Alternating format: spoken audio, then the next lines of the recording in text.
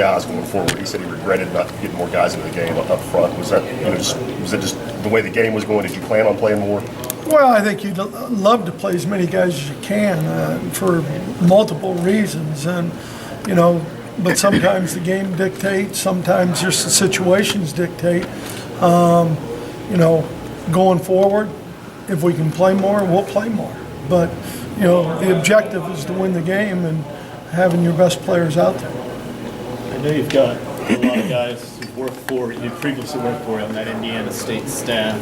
You talked to any of them recently? Just what's it going to be like having some of the guys you've dealt with? Well, we spent some time together this summer up at Kurt Mallory's house, and there's a lot of good guys who are really good football coaches and even better people, and so it will be fun to compete. I talked to Mark Smith briefly yesterday, and he's the enemy. So we're not going to talk until maybe right before the game, and then we're going to compete like heck. Do you talk to him regularly? Or do you talk to him? Yeah, I talk to Smitty probably as much as anybody.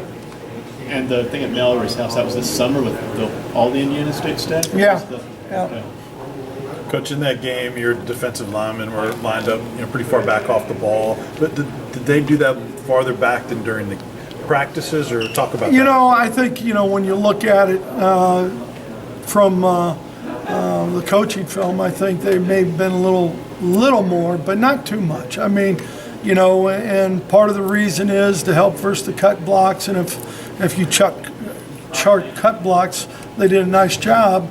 What you give up a little bit is the dive, the quick dives, and those kind of things. And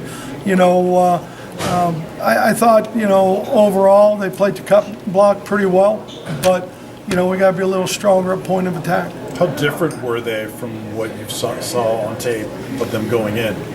I thought the big guard, 71. We didn't think he was going to start for him, and they had played some other guys and what we had thought. But other than that, we played enough of these kind of offenses that they got a lot of answers to what you do because they've seen everything, and you just got to keep. And I thought Coach Shoop and did a nice job of staying ahead for a while, and then they got into something they liked, and we just had to keep going. Who were some of the guys on your line that graded out the best on film?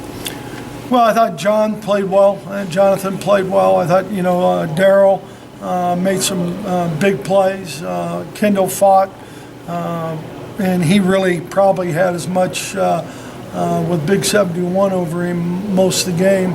I thought, all four of the guys who played mainly played okay. I mean, we didn't play as well as we need to, I can tell you, but I thought all four of those guys did okay. With not subbing as much, who were the top guys in terms of snaps played? Well, McKenzie, I think, played as much as anybody, and Vic would have if he wouldn't have got beat up a little bit. What was McKenzie? What was his number? How high? I think 85, which is good for a big boy like that. How do you feel about the depth of your line after that game? I think we need to look at it a little bit more. I think it's too early to say. Got Lex in there a little bit, and he kind of tweaked an ankle a little bit. Quay got in a little bit, played some snaps for us. I think it's too early to say. Cal Phillips, where he played. I thought Kyle did a nice job. Kyle is a guy, and I get stuck on those two interior guys, but Kyle is a guy that really he's another starter, as far as I'm concerned, because he plays good football, he practices good football. He's a guy you can count on. Short week.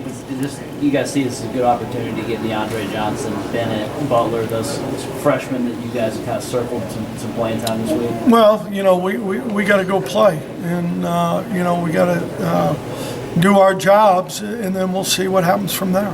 When Mallory worked for you in Michigan, what caught your attention to that? Was there anything that made you think he might be a kind of future head coach? Well, Kurt, I know, had looked at some jobs before I hired him in the Mid-American Conference. But Kurt, number one, the Mallory name is, especially in the Midwest, pretty special, and he just the energy, his intelligence, his relatability, discipline, all those things that you like to see in a coach. Brady, did your father and Kurt's father play football together? Is that what I heard? Yes, they did at Miami of Ohio for Coach Hayes. Just that family history, does that add any layer of uniqueness to this looming match? Oh, I think it's unique, but it's Tennessee versus Indiana State, so that's the cool thing about it. They're moving to a pro style from a spread. What do you know about their offense at this point? Well, I think Jeff has done a nice job. I think they're trying to utilize their personnel and get the ball into playmakers' hands different ways with jet sweeps and the different pieces of the run game and shifts and motions and trades, trying to out-leverage it. And so I think they've done a good job implementing those things. And, we got our work cut out for us, being sound and everything, leveraging the ball. Obviously, you haven't taken actual reps against Indiana State, but knowing all these guys that are on the staff, does that give you any type of advantage going in? I don't know. I think Jeff has grown offensively. Hecklinski and Darryl Funk does a good job with the offensive line, and he did for us too. So I don't know if that gives you any really insight to what their mindset is. Where's the alert, the red alert, the high alert on these FCS teams beating some of the FBS programs, and how much are you warning your guys about that kind of stuff? Well, the upsets are in the mind of the favorite, and Coach Carr used to say that all the time, and we got to prepare. Doesn't matter who we play, we got to get better. We have to improve, and it's not as much about Indiana State, no disrespect, but it's about us as Tennessee and us as a defensive line, our pride and ownership of how we want to play. Brady, it's a little harder to draw conclusions about the way your line played, given the uniqueness of that offense. I think it is to some degree. I think when you look at the different styles that you'll face, obviously that was the most unique style. I think there's obviously blocks we could play better, be more physical. You can see those things, maybe not chase at the right angles to the football, finishing plays. But, from the uniqueness of the discipline, which the ends did a pretty good job, because those guys with their eyes and the loops and the veers and those kind of things, we were pretty good, pretty much on point.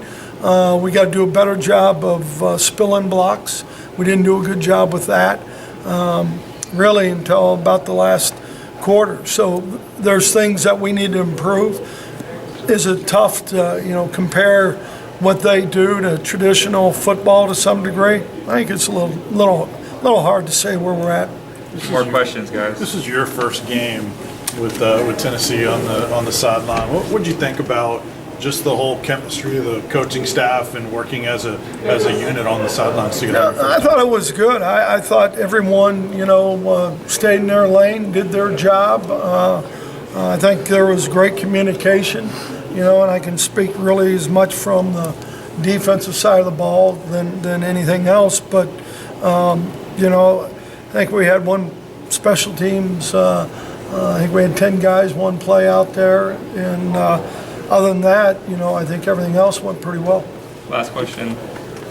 Do you know what years your dad played at Miami? 51 and 52, I believe. Thank you. Thanks, everybody. All right, thanks.